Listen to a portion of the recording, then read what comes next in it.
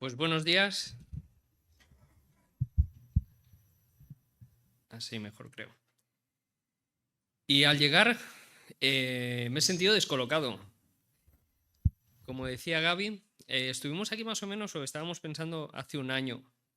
Y hace un año estabais de obras y estábamos mirando al menos todos para la derecha. Así que ahora ya nos colocamos o nos recolocamos mejor. Muy contento de volveros a ver, muy contento de cómo se está quedando el local en sí. Pero en el fondo también muy alegre de ver la familia espiritual que os juntáis aquí, que sois muy, muy lindos todos vosotros. Y hoy tenemos, como cada domingo, un regalo de poder abrir la palabra de Dios. ¿Vale? Juan 9, de memoria, ¿alguien sabría de qué va?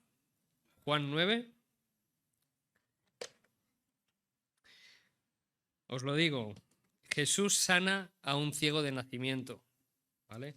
Yo creo que es algo que, una historia que habremos escuchado, pero la vamos a leer. El capítulo es largo, ¿vale? 41 versículos, pero también es dinámico. Así que espero que no nos perdamos y voy a empezar la lectura. Iba caminando Jesús y vio a un hombre ciego de nacimiento. Entonces le preguntaron sus discípulos: Rabí, ¿quién pecó para que éste haya sido ciego? ¿Él o sus padres? Respondió Jesús: ni pecó él, ni pecaron sus padres. Ha ocurrido así para que las obras de Dios se manifiesten en él. Mientras sea de día, no es necesario hacer las obras del que me envió, porque cuando viene la noche ya nadie puede trabajar.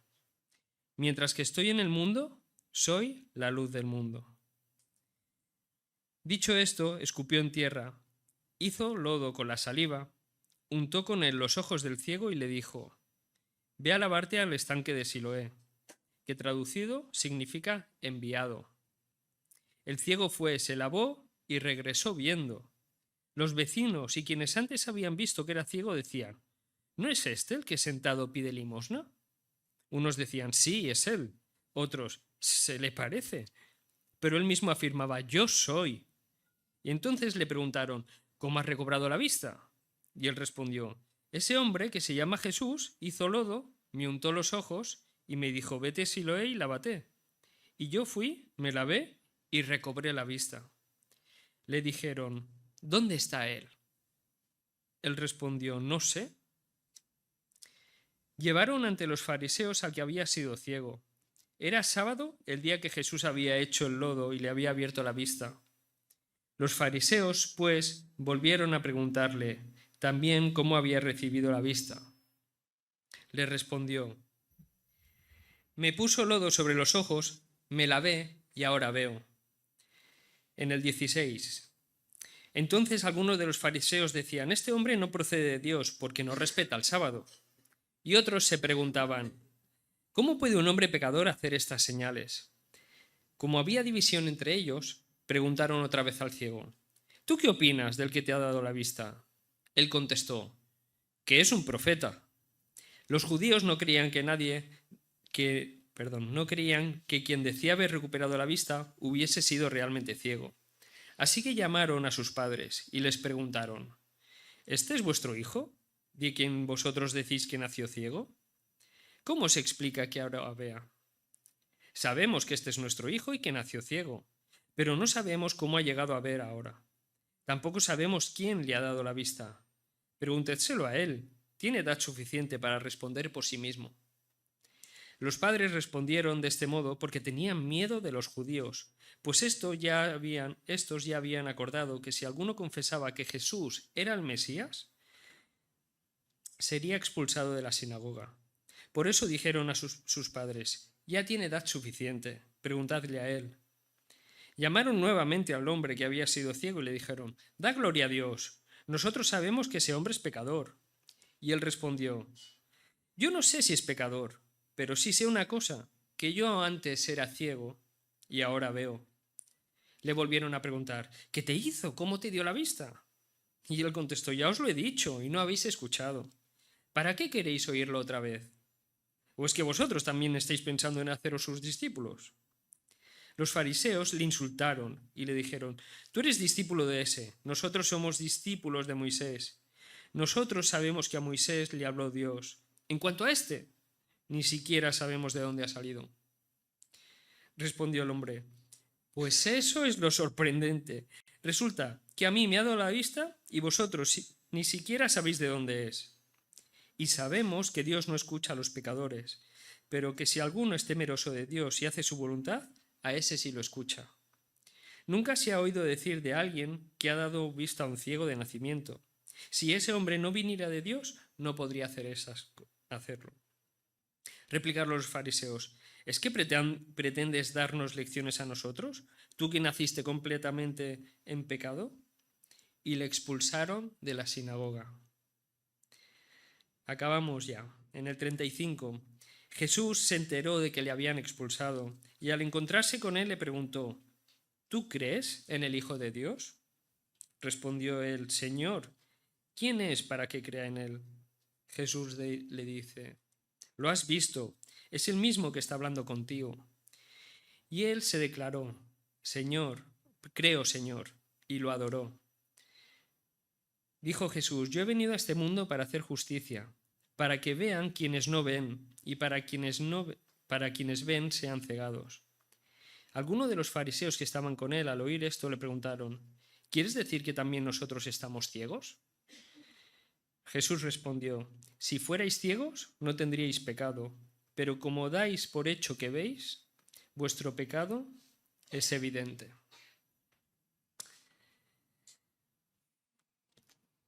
Pues si os parece, oro un momento antes de continuar, ¿vale? Y Padre, tenemos tu palabra, y tu palabra es sencilla, Señor, pero necesitamos que prepares nuestros corazones para escucharte. Y te pido que tu espíritu aquí, pues, lo haga, que quites al diablo fuera, Señor, y que nos permitas verte y oírte. Amén.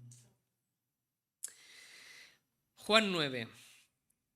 Evidencias de Dios en tu vida. Así he titulado la meditación de hoy.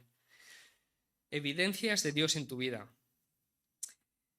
Siempre está la frase típica de que hay dos tipos de personas. A veces cada grupo, un poco, cada gente tiene como su propio dicho. Por ejemplo, yo tenía un amigo que le gustaban locamente las motos y él siempre decía: oye, en la vida hay dos tipos de moteros. Los que se han caído y los que se van a caer. No sé si os suena. O también últimamente hay, con estos temas súper motivacionales de la vida que a veces nos encontramos, está el típico de: oye, en la vida hay dos tipos de personas. Los que se quejan y los que buscan soluciones. Bueno, cosas así, ¿no? Supongo que vosotros también habéis oído algunas frases de estas. Y vamos clasificando a las personas, ¿no?, en miles de grupos de dos tipos. Pero hoy os propongo yo uno nuevo, ¿vale? A ver qué os parece. En la vida existen dos tipos de personas: los que eran ciegos y ahora ven, y los que creen ver, pero son ciegos. Y de esto va el texto que vamos a meditar hoy. Y el pasaje lo divido como en tres actos, principalmente, ¿vale? El primero, Jesús te ve, que va del versículo 1 al 7. El segundo, tu entorno te ve, del 8 al 34. Y el tercero, tú ves o no ves, podríamos decirlo, ¿vale? Que es la parte final. Así que vamos al lío. Jesús te ve. Escuché alguna vez que la gente que mendiga en la calle, no sé si lo habéis escuchado también vosotros, una de las cosas que más les cuesta es que se sienten invisibles. Que pasa gente por su lado y viven ignorados delante de la mayoría de los que pasan por ahí. No sé si os suena John Stott, ¿vale? Fue un hermano nuestro, inglés, pastor, escritor, bastante conocido, hasta tal punto que una revista famosa, la revista Time, lo calificó como una de las 100 personas más influentes del mundo en 2005. Era alguien muy preocupado por los vagabundos. Y en una ocasión, sin que nadie se enterase, esto lo leemos de su diario, dice: me puse ropa muy vieja, me dejé una barba de varios días y salió a la calle. Empezó a vagar por el río en Londres, al lado del Embankment. La primera noche la pasó debajo de un puente que hay en la zona en torno a la estación de Charing Cross y estaba rodeado de hombres y mujeres cubiertos con ropa andrajosa y periódicos. Obviamente no durmió casi nada. ¿Por qué? El suelo estaba muy duro, dice, y algunos borrachos hacían mucho ruido. No escribe una fecha exacta, pero fue en octubre o noviembre, así que al principio del invierno. Por lo tanto, pone también, hacía mucho frío. A la mañana siguiente dio gracias por el sol que brillaba, dando algo de calor. Anduvo por el East End, pero tenía tanto sueño que se quedó dormido en el cráter que había dejado una bomba alemana. Esto es Londres de hace bastantes años. Y podríamos investigar más un poco sobre esta historia, que es curiosa, pero me quedo con una frase que recogen esos diarios que dice: quería sentir lo que es ser rechazado por la sociedad. Y poniéndonos en situación, un poco utilizo esta imagen para situarnos, esto debió ser un poco la situación de ese ciego, ¿vale?, que vemos en las primeras palabras del versículo 1. Pero se nos describe a Jesús con sus seguidores caminando, pasando al lado de ese ciego de nacimiento. Y seguramente el ciego estaba ahí en el suelo o sentado en algo pidiendo limosna, mendigando. Y nos dice que Jesús le vio.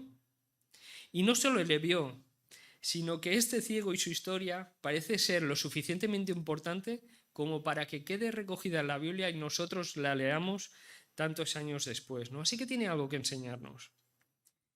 Jesús y los discípulos estaban pasando por alguien rechazado por la sociedad. Pero él, Jesús, no le ignora. Jesús se fijó en él. Y de la misma manera nos recuerda también que te ve y que Jesús se fija en ti. Quien quiera que seas, aunque te sientas rechazado por la sociedad, Jesús tiene los ojos puestos en ti y también en mí. Nos tiene por prójimos, como en la parábola del buen samaritano. No sé si os acordáis, ¿no? No trata de evitarnos, de mirar a otro lado y pasar el camino adelante. Tenemos la certeza de que Jesús nos ve y se interesa por nuestro estado. Los discípulos también le vieron, pero no se fijaron tanto en la persona como en su condición. Y no podemos echarles las culpas, ¿no? Nosotros seguramente les juzgaríamos igual. Así que le preguntaron a Jesús por la relación entre las enfermedades y el pecado. Es como que quieren confirmar una enseñanza que tenían en aquel tiempo los rabinos, que se consideraba como la enfermedad el resultado del pecado cometido por esa persona o tal vez por sus padres.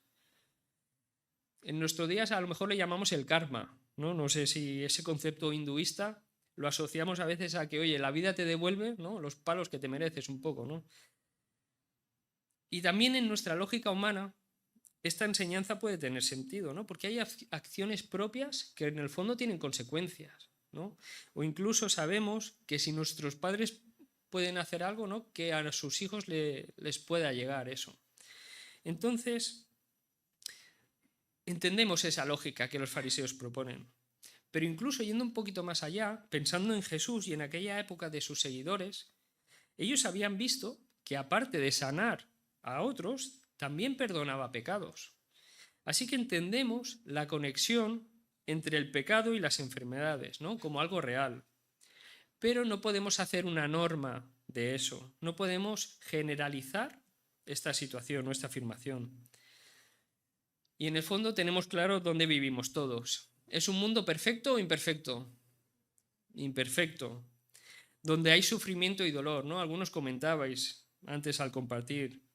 Donde mis actos malvados afectan a otros. Y donde los actos de otros también tienen consecuencias en nuestra vida. Nuestros cuerpos sufren y sufren enfermedades a causa del pecado. ¿Pero esto va a ser para siempre? No. Lo decimos convencidos. Esta situación actual tiene un límite, ¿vale? Y es la restauración de todas las cosas cuando Jesús vuelva. Tenemos su promesa y ella es nuestra esperanza, así que no la perdamos. Y en este capítulo tenemos un anticipo de lo que va a venir. Jesús no solo mira de manera especial a esa persona, sino que utiliza una lógica que va más allá. Una tercera vida. Para los que escuchaban, Dios puede obrar en su misericordia de tal manera que un mal físico lo convierta en un bien espiritual. La ceguera del ciego no tenía que ver con sus pecados, ni con los de sus padres, sino que sucedió para que la obra de Dios se hiciera evidente en su vida. Así que de esta frase del versículo 3 es de donde cojo el título de la predicación. Para que la obra de Dios se hiciera evidente en su vida. Las pruebas por las que estamos pasando en esta vida tienen un propósito. En este caso, mostrar la obra de Dios en la vida del ciego. Y a veces, aunque nos cueste entenderlo, Dios permite que pasemos por pruebas de enfermedad o pruebas en nuestra familia, con el trabajo o de algún otro tipo. Ya que esas circunstancias o dentro de esas circunstancias, Dios trabaja en nosotros, en nuestra vida. Y tenemos que tener esa convicción, y casi remarco la palabra convicción. Cuando estemos pasando por una situación difícil, que Dios ve y que su obra se hará evidente en nuestra vida. ¿Y sabéis qué? La obra de Dios también es amplia. La hace Él, pero nos involucra a nosotros. Y lo hace con sentido de urgencia. Jesús nos llama a colaborar en su reino mientras sea de día, ¿vale? Es decir, mientras estamos vivos. Es necesario que cumplamos con su misión antes de que llegue la noche y que durmamos y no podamos trabajar. Y Jesús tenía claro que tenía que cumplir la misión. Iba a hacer una obra que afectaría tanto al ciego en lo físico como en lo espiritual. Un hombre que jamás había visto la luz del sol iba a ser sanado por quien es o por quien se define como la luz del mundo. No era la primera vez que hacía esta afirmación. En el capítulo de antes, ¿vale? En una confrontación que tuvo con unos fariseos, lanzó la autoproclamación de yo soy la luz del mundo. ¿Os parece arrogante esto o no? Yo leía en un comentario un detalle y me pareció interesante compartirlo con vosotros.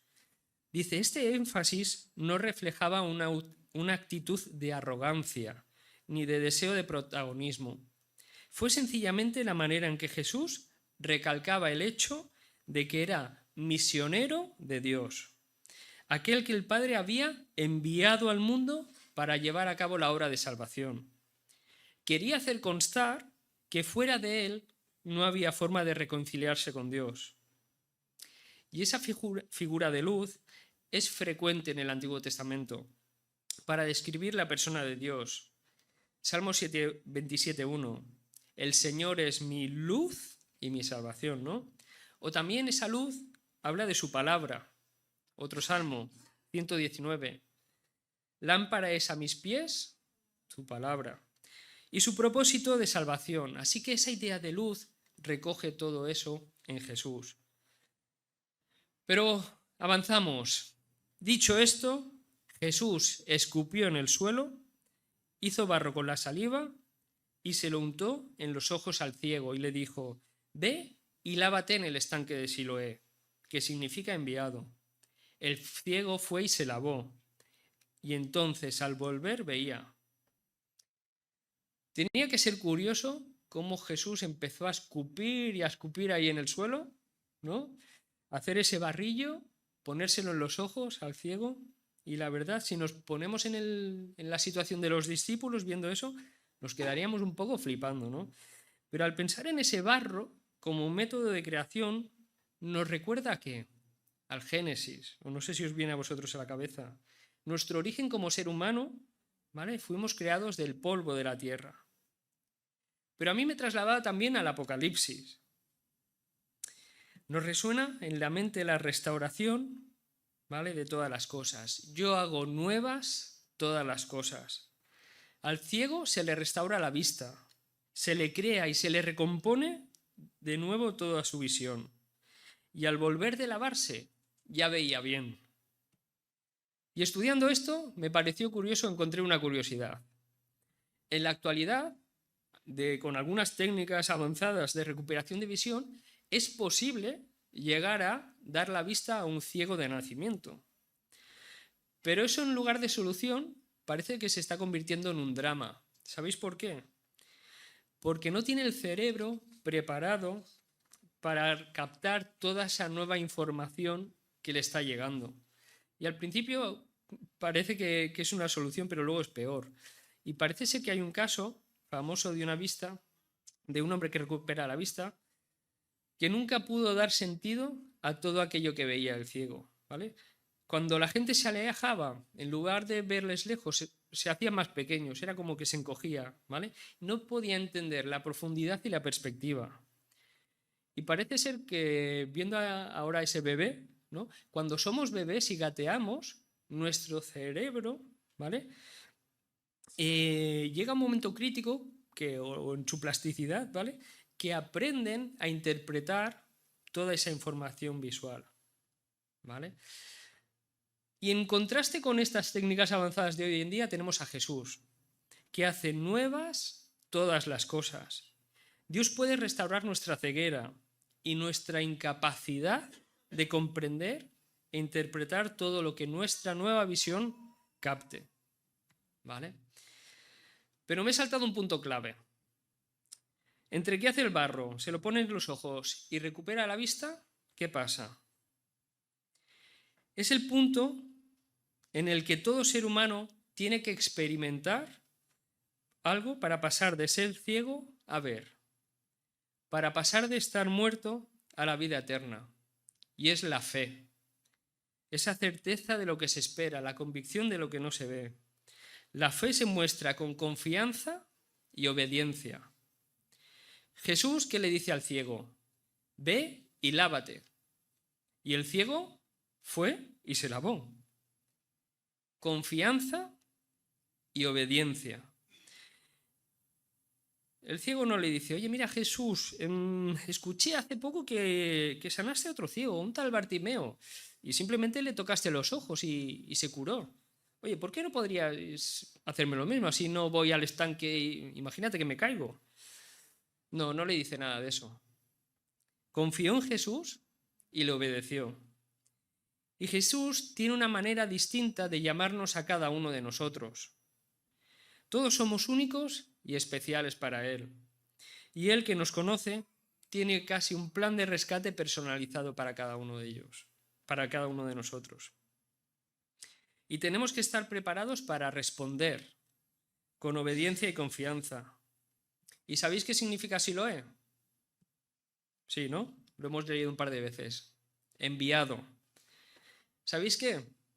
Más o menos aparece este concepto de enviado unas 40 veces dentro del Evangelio de Juan. Y esto, Jesús, el hecho de mandar al ciego a Siloé, tenía ese propósito simbólico.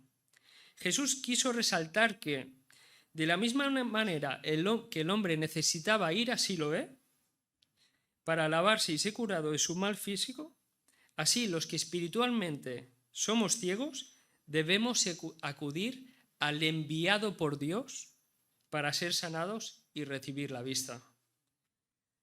Solo hay un camino para recibir la vista y la nueva vida, acudir a Cristo. Y aquí se acaba el primer punto, ¿vale? Resumo. Jesús nos ve. Las cosas que pasan tienen un propósito para que Dios haga su obra en nosotros. Jesús es la luz del mundo y el enviado por Dios, y solo en Él hay salvación. Y pasamos al segundo punto. Tu entorno te ve. Como consecuencia del milagro, la gente de su barrio se revoluciona y se llena de curiosidad. Esto es un tesoro, yo creo. Oye, que la gente tenga esa inquietud, lo tenemos yo creo que aprovechar, ¿vale? Se preguntaban en sí, oye, ¿no es este el que se sentaba a mendigar? Sí, pero sí puede ver. Ostras. Y no es para menos, toda una vida mendigando y pidiendo para sobrevivir, sentado, y ahora, aparentemente, con algo poco visible, le restaura la vista, pero está caminando por la calle, le había cambiado la expresión de la cara y la alegría que llevaba por dentro. Algunos decían, sí, es él, pero otros, al verlo tan cambiado, no creían que fuera él. Decía que se parecía, pero no lo era.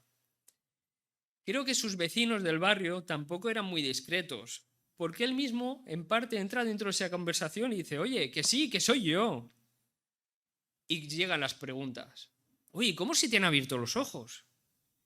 Y el ciego les explica que un hombre, Jesús, hizo barro, se lo puso en los ojos, le envió a Siloé, y fue entonces que se lavó y pudo ver. ¿Y dónde está ese hombre? Ni idea. No vi por dónde se fue. Y es una explicación sencilla y fiel a lo que pasó.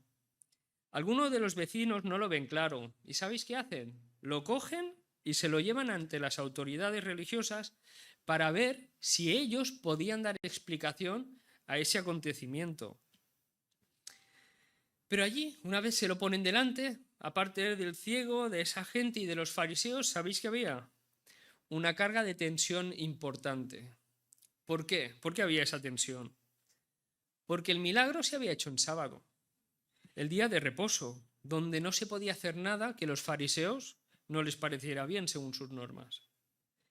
Parece que Jesús se está saliendo de la norma de esos fariseos.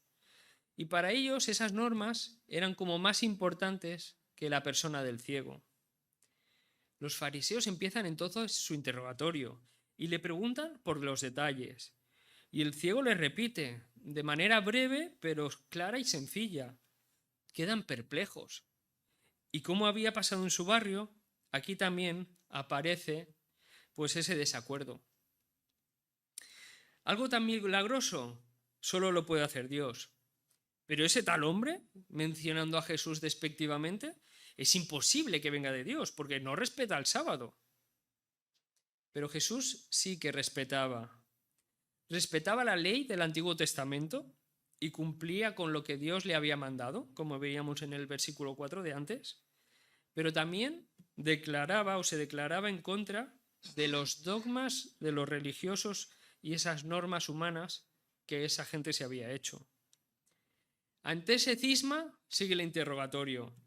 Y ya no le preguntan tanto al ciego por cómo fue, sino por qué opinión tenía de Jesús. Y el ciego no era tonto. Había ido observando, le había dando vueltas, yo creo, a todo lo que le estaba pasando en su vida. Y ya no describe a Jesús como un hombre, sino que cree que es un profeta. Y el texto dice en el versículo 19 que los judíos no creían. Y no creían que hubiese sido ciego. Incluso se cambia el término fariseo por judío. Y es que Juan, a lo largo de su evangelio, lo utiliza a judío, la palabra, para describir a los enemigos de Jesús. Esto les está empezando a causar un problema. No puede ser. Incluso pensaban que se habían puesto el ciego y Jesús de acuerdo como para hacer una simulación. Así que deciden ir más allá. Van a preguntar a sus padres, a ver si podían coger más información. Y aquí podríamos ir desgranando más y más el texto. Pero me quedo con tres ideas que emergen, creo que con fuerza, en estos versículos. La primera, la lección del camino que toma cada uno. Ante un hecho, por evidente que sea, cada uno tiene que tomar una decisión al respecto. Para el ciego hubo un antes y un después, ¿no? Muy claro, del encuentro con Jesús. Le había cambiado la vida literalmente. Debía estar sobreemocionado. El ciego elige el camino de ir aceptando a Jesús como alguien más que una simple persona, como que era el enviado por Dios. Hubo otros vecinos suyos o de los fariseos que también vieron el milagro, ¿vale? No lo vieron en su persona, no lo vieron a él, pero lo presenciaron, era evidente. Obtuvieron también respuestas de cómo ocurrió. ¿Pero qué decidieron? No creer. Mostraron cómo el orgullo personal puede hacer que nuestra confianza en las convicciones que tenemos se ponga como por encima y no permitan creer en el posible origen divino de Jesús. Deciden no creer lo que sus ojos veían, no creer lo que decía el ciego y no poner su confianza en Jesús, la luz de este mundo. Y tú hoy tienes que elegir hoy qué hacer con este episodio de tu vida. Puedes elegir abrir tu mente, dejar tu orgullo a un lado ante la posibilidad de conocer más a este Jesús como enviado de Dios a la tierra. O puedes enrocarte en tu sabiduría y negar a Cristo. Segunda cosa que emerge con fuerza, el testimonio personal o la explicación del impacto en nuestras vidas. No sé si os suena un poco raro este tema del testimonio personal, ¿no? Pero no deja al final de ser una explicación de lo que nos ha pasado. Como en este caso, puede ser el impacto que ha habido tras un encuentro con Jesús en nuestras vidas. Como hemos visto, el entorno observa y le llama la atención y pregunta. Y a veces eso nos asusta un poco, nos incomoda, no sabemos qué decir, ¿vale? O no encontramos las palabras adecuadas para responder. Y aquí me parece que el ejemplo del ciego es potente. ¿Por qué? Porque actúa con naturalidad y sencillez. No se le pidió al mendigo decir cómo, o que explicara, ¿no?, su experiencia como si fuera un gran estudioso. No. Y Dios a ti te ha hecho con una identidad especial y con ella te puede utilizar. Tras un encuentro real, nos exponemos a la sociedad. Ha habido una transformación profunda en nuestra manera de pensar y de vivir. La importancia de contar nuestra historia es clave. Se nos ha enviado como mandato a ir y a hacer discípulos para que oigan personalmente a Jesús y tengan su propio encuentro con Él, donde Jesús también les puede llamar a ellos de manera personal, para que lo puedan descubrir. No sé si os acordáis, otra historia. Juan el Bautista, en Lucas 7. Oye, le cuentan cosas de lo que Jesús estaba haciendo. Y para cerciorarse de si realmente era el enviado, envía a 2 de sus discípulos. Oye, preguntadle, ¿eres tú aquel que había de venir o esperamos a otro? Y respondiendo, Jesús les dijo, id, haced saber a Juan lo que habéis visto y oído. Los ciegos ven, los cojos andan, los leprosos son limpiados, los sordos oyen, los muertos resucitan, y a los pobres les es anunciado el Evangelio, y bienaventurado es aquel que no haya tropiezo en mí. Se nos ha llamado a contar y explicar sencillamente lo que hemos descubierto cuando se nos han abierto los ojos a nosotros. Tercero, hablábamos de la elección que cada uno teníamos que tomar, de contar nuestra experiencia, pero ¿qué pasa luego? Consecuencias. Todo tiene consecuencias en esta vida. Consecuencias de la elección. La respuesta a Jesús, a cómo Jesús transformó la vida del ciego, llegó a tener consecuencias en su vida. Tras pedirle explicaciones, no le creyeron. En el interrogatorio a los padres se hizo bajo la amenaza de expulsión de la sinagoga.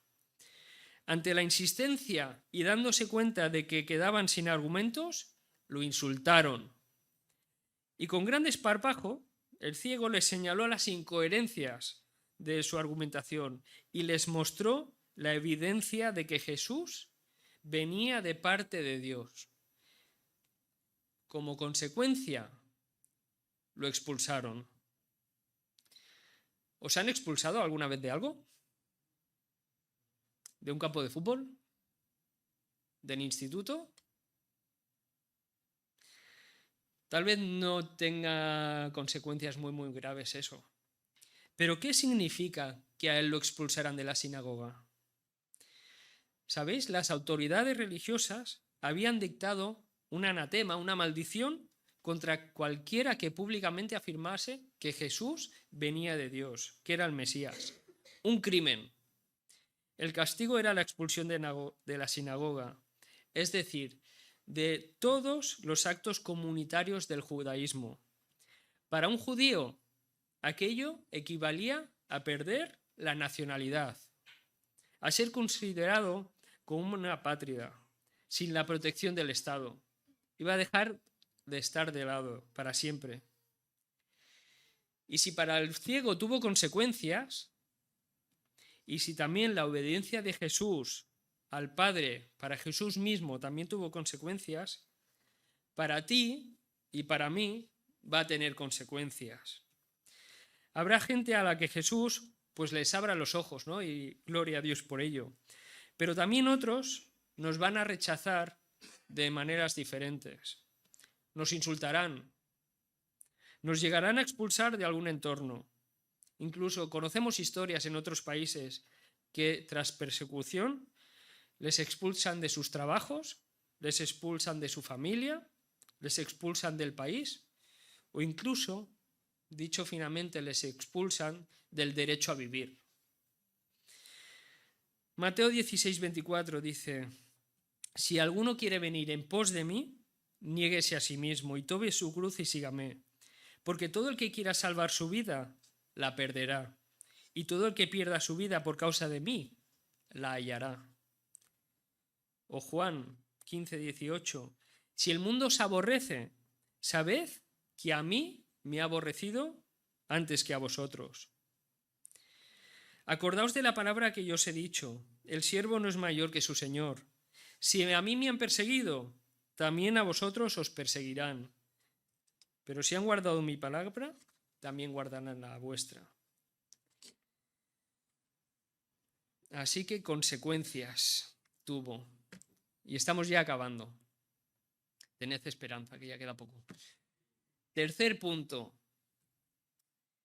¿Tú ves o no ves? O dicho de otra manera, ¿eres ciego y quieres ver? ¿O te crees que ves, pero eres ciego? En medio de esas consecuencias de Jesús, perdón, he leído mal. En medio de las consecuencias, Dios, Jesús y el Espíritu Santo no son ajenos. Ellos no dejan de vernos, nos aman. Y vemos como este capítulo, Jesús amaba al ciego. Jesús se entera de que le habían expulsado y fue a buscarlo de nuevo. En su primer encuentro fue directo a restaurarle la visión. Pero en este segundo encuentro va directo a restaurarle la vida. La pregunta que le hizo al ciego: ¿crees en el Hijo de Dios? Y el ciego ya está dispuesto a creer, pero no sabe muy bien en quién creer. Así que yo me imagino aquí en la conversación a Jesús en parte con una sonrisa.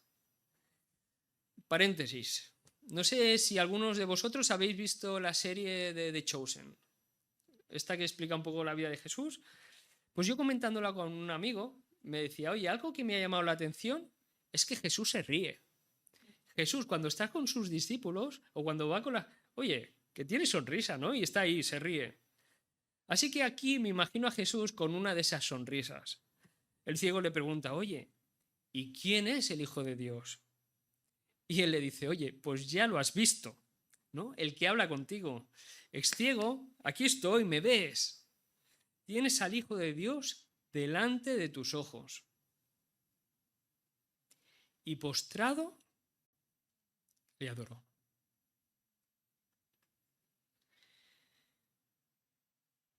Postrado le adoró. En esta conversación no estaba solo. El ciego se postró, pero había otros fariseos y otra gente que escuchó, y no se postraron a adorarle. Y Jesús dice en el versículo 39: yo he venido a este mundo para hacer justicia, para que los ciegos vean y los que ven se queden ciegos. Y algunos fariseos de los que estaban con él al oírle hablar así le preguntaron: oye, ¿qué? ¿Acaso nosotros somos ciegos? Jesús le contestó: si fuerais ciegos, no seríais culpables de pecado. Pero como afirmáis que veis, vuestro pecado permanece. Y Jesús, en conclusión, te pregunta hoy: ¿eres ciego y quieres ver?